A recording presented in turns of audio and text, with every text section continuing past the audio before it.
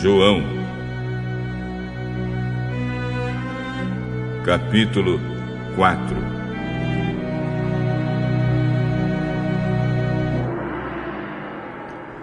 Os fariseus ouviram dizer que Jesus estava ganhando mais discípulos e batizava mais pessoas do que João. De fato, não era Jesus quem batizava, e sim os seus discípulos. Quando Jesus ficou sabendo disso, saiu da Judéia e voltou para a Galiléia. No caminho, ele tinha de passar pela região da Samaria. Ele chegou a uma cidade da Samaria chamada Sicar, que ficava perto das terras que Jacó tinha dado ao seu filho José. Ali ficava o poço de Jacó. Era mais ou menos meio-dia quando Jesus, cansado da viagem, sentou-se perto do poço. Os discípulos de Jesus tinham ido até a cidade comprar comida. Uma mulher samaritana veio tirar água e Jesus disse a ela: "Por favor, me dê um pouco de água." O senhor é judeu e eu sou samaritana. Então como é que o senhor me pede água? Ela disse isso porque os judeus não se dão com os samaritanos. Então Jesus disse: se você soubesse o que Deus pode dar e quem é que está lhe pedindo água, você pediria e ele lhe daria a água da vida. O senhor não tem balde para tirar água e o poço é fundo. Como é que vai conseguir essa água da vida? Nosso antepassado Jacó nos deu este poço. Ele, seus filhos e seus animais beberam água daqui. Será que o senhor é mais importante do que Jacó? Quem beber desta água terá sede de novo. Mas a pessoa que beber da água que eu lhe der nunca mais terá sede. Porque a água que eu lhe der se tornará nela uma fonte de água que dará a vida eterna.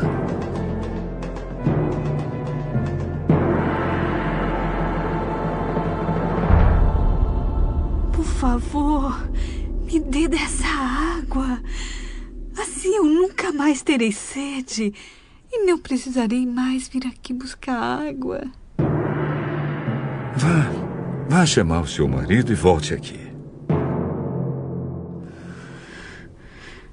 Eu não tenho marido. Você está certa ao dizer que não tem marido, pois já teve 5. E este que você tem agora não é, de fato, seu marido. Sim, você falou a verdade.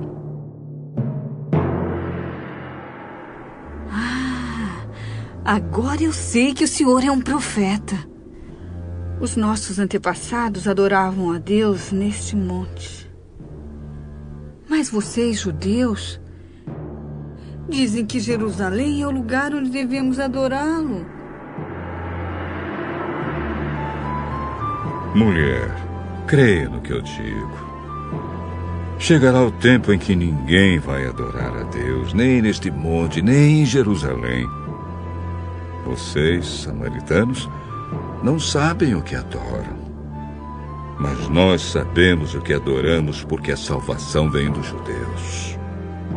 Mas virá o tempo, e de fato já chegou, em que os verdadeiros adoradores vão adorar o Pai em espírito e em verdade. Pois são esses que o Pai quer que o adorem. Deus é espírito. E por isso os que o adoram devem adorá-lo em espírito e em verdade. Eu sei que o Messias, chamado Cristo, tem de vir. E quando ele vier, vai explicar tudo para nós. Pois eu que estou falando com você sou o Messias. Naquele momento chegaram os seus discípulos e ficaram admirados, pois ele estava conversando com uma mulher. Mas nenhum deles perguntou à mulher o que ela queria. E também não perguntaram a Jesus por que motivo ele estava falando com ela. Em seguida, a mulher deixou ali o seu pote, voltou até a cidade e disse a todas as pessoas: Venham ver o homem que disse tudo o que eu tenho feito. Será que ele é o Messias? Muitas pessoas saíram da cidade e foram para o lugar onde Jesus estava. Enquanto isso, os discípulos pediam a Jesus: Mestre, coma alguma coisa? Eu tenho para comer uma comida que vocês não conhecem. Então os discípulos começaram a perguntar uns aos outros: Será que alguém trouxe comida para ele? A minha comida é fazer a vontade daquele que me enviou e terminar o trabalho que ele me deu para fazer. Vocês costumam dizer: daqui a 4 meses teremos a colheita. Mas olhem e vejam bem os campos. O que foi plantado já está maduro e pronto para a colheita. Quem colhe recebe o seu salário, e o resultado do seu trabalho é a vida eterna para as pessoas. E assim, tanto o que semeia como o que colhe irão se alegrar juntos. Porque é verdade o que dizem: um semeia e outro colhe. Eu mandei vocês colherem onde não trabalharam. Outros trabalharam ali, e vocês aproveitaram o trabalho deles. Muitos samaritanos daquela cidade creram em Jesus porque a mulher tinha dito: Ele me disse tudo o que eu tenho feito. Quando os samaritanos chegaram ao lugar onde Jesus estava, pediram a ele que ficasse. E Jesus ficou ali 2 dias. E muitos outros creram por causa da mensagem dele. E diziam à mulher: Agora não é mais por causa do que você disse que nós cremos, mas porque nós mesmos ouvimos ele falar. Sabemos que ele é de fato o Salvador do mundo. Depois de ficar 2 dias ali, Jesus foi para a região da Galileia. Pois, como ele mesmo disse, um profeta não é respeitado na sua própria terra. Quando Jesus chegou a Galileia, os moradores ali o receberam bem, porque eles tinham ido à festa da Páscoa em Jerusalém e tinham visto tudo o que Jesus havia feito lá. Ele voltou a Caná da Galileia, onde havia transformado a água em vinho. Estava ali um alto funcionário público que morava em Cafarnaum. Ele tinha em casa um filho doente. Quando ouviu dizer que Jesus tinha vindo da Judéia para a Galileia, foi pedir a ele que fosse a Cafarnaum e curasse o seu filho que estava morrendo. Jesus disse ao funcionário: Vocês acreditam só quando veem grandes milagres. Senhor, venha depressa, Senhor, antes que meu filho morra. Volte para casa, o seu filho vai viver. Ele acreditou nas palavras de Jesus e foi embora. No caminho, encontrou-se com seus empregados. Seu filho está vivo. Então ele perguntou a que horas o filho havia começado a melhorar. Ontem, à 1h a febre passou. Aí o pai lembrou que havia sido naquela mesma hora que Jesus tinha dito: o seu filho vai viver. Então ele e toda a família acreditaram em Jesus.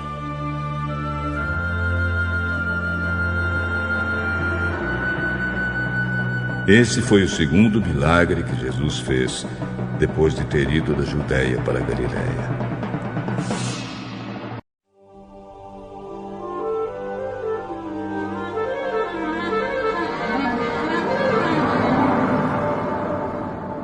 Primeiro livro das Crônicas, capítulo 15.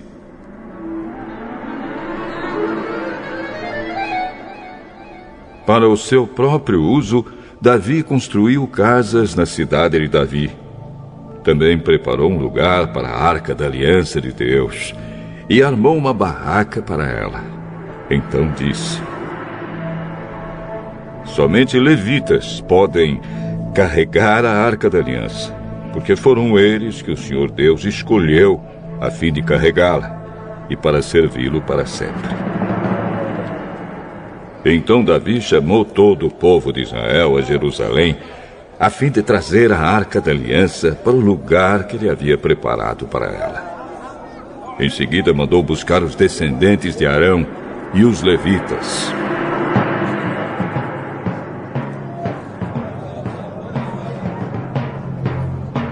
Do grupo de famílias levitas de Coate veio Uriel, chefiando 120 homens do seu grupo de famílias. Do grupo de famílias de Merari veio Asaías, chefiando 220 homens. Do grupo de famílias de Gerson veio Joel, chefiando 130. Do grupo de famílias de Elisafã veio Semaías, chefiando 200. Do grupo de famílias de Hebron veio Eliel, chefiando 80. E do grupo de famílias de Uziel veio Aminadab, chefiando 112. Davi chamou os sacerdotes Zadok e Abiatar e os levitas Uriel, Asaías, Joel, Semaías, Eliel e Aminadab. Então disse aos levitas: vocês são os líderes dos grupos de famílias levitas. Purifiquem-se e purifiquem os seus irmãos levitas, para que possam trazer a Arca da Aliança do Senhor, o Deus de Israel, para o lugar que preparei para ela. Não foram vocês que a carregaram da primeira vez. E por isso o Senhor, nosso Deus, nos castigou por não o termos consultado como devíamos. Então os sacerdotes e os levitas se purificaram, a fim de carregar a Arca da Aliança do Senhor, o Deus de Israel. Os levitas a carregaram nos ombros pelos cabos, como Deus havia mandado por meio de Moisés. Davi mandou que os líderes dos levitas nomeassem vários levitas para cantar e para tocar música alegre nas harpas e nas liras e com os pratos. Dos grupos de famílias de cantores, eles escolheram para tocar pratos de metal os seguintes homens: Emã, filho de Joel, o seu parente Asaf, filho de Berequias, e Etã, filho de Cuxaías, que era do grupo de famílias de Merari. Escolheram os levitas Zacarias, Jaaziel, Semiramote, Jeiel, Uni, Eliabe, Maazéias e Benaías para ajudá-los. Eles tocavam as harpas que alcançavam notas altas. Para tocarem as liras que alcançavam notas baixas, escolheram os seguintes levitas: Matitias, Elifereu, Micnéias, Azazias e os guardas do templo, Obed-edom e Jeiel. Porque era entendido em música, Quenanias foi escolhido para dirigir os músicos levitas. Berequias e Eucana, junto com Obed-edom e Jeías, foram escolhidos para serem os guardas da Arca da Aliança. Para tocarem trombeta em frente da arca, foram escolhidos os sacerdotes Sebanias, Josafá, Netanel, Amazai, Zacarias, Benaías e Eliezer. Então o rei Davi, os líderes de Israel e os comandantes militares foram até a casa de Obed-edom buscar a Arca da Aliança e fizeram uma grande festa. E como Deus estava ajudando os levitas que carregavam a arca, foram oferecidos em sacrifício 7 touros e 7 carneiros.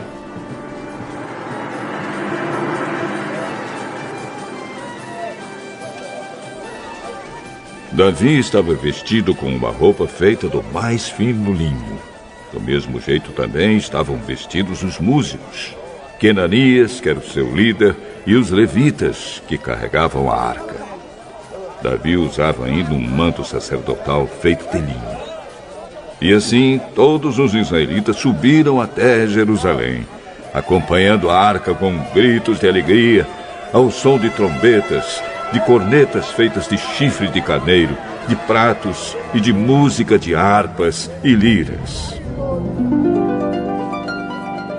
Quando a arca estava entrando na cidade, Mical, filha de Saul, olhou pela janela e viu o rei Davi dançando e pulando de alegria. Então sentiu desprezo por ele.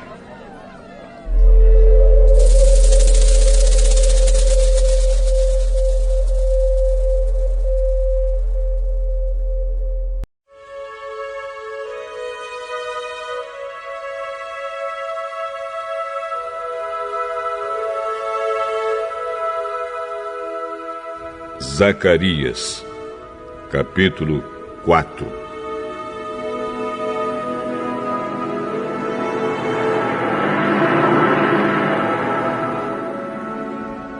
O anjo que havia falado comigo voltou e me acordou, como se acorda alguém que está dormindo. Ele me perguntou: o que é que você está vendo?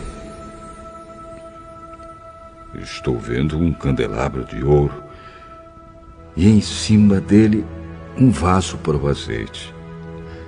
Há 7 lamparinas no candelabro e há 7 tubos por onde o azeite chega até as lamparinas.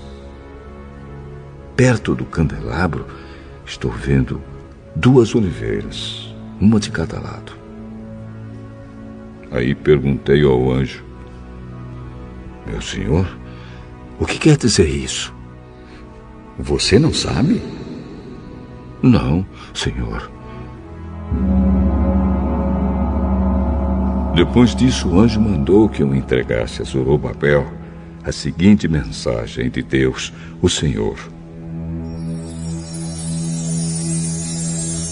não será por meio de um poderoso exército, nem pela sua própria força, que você fará o que tem de fazer, mas pelo poder do meu Espírito.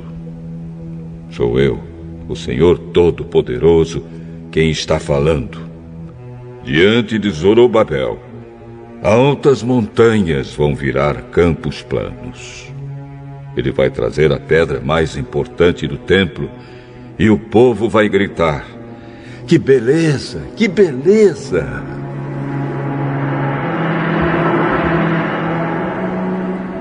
O Senhor falou comigo mais uma vez. Ele disse: Zorobabel pôs o alicerce deste templo e ele mesmo vai terminar a construção. Quando isso acontecer, o povo saberá que eu, o Senhor Todo-Poderoso, enviei você para falar a eles. E os que não deram valor a um começo tão humilde vão ficar alegres quando virem Zorobabel terminando a construção do templo. As 7 lamparinas representam os 7 olhos do Senhor Deus, que veem tudo o que se passa no mundo inteiro. Aí eu perguntei: e o que querem dizer as 2 oliveiras, uma de cada lado do candelabro? E perguntei também: e o que querem dizer os 2 ramos da oliveira que estão perto dos 2 tubos de ouro por onde passa o azeite? E você não sabe? Não, senhor. Então ele explicou: eles representam os 2 homens que foram escolhidos e ungidos para servir o Senhor do mundo inteiro.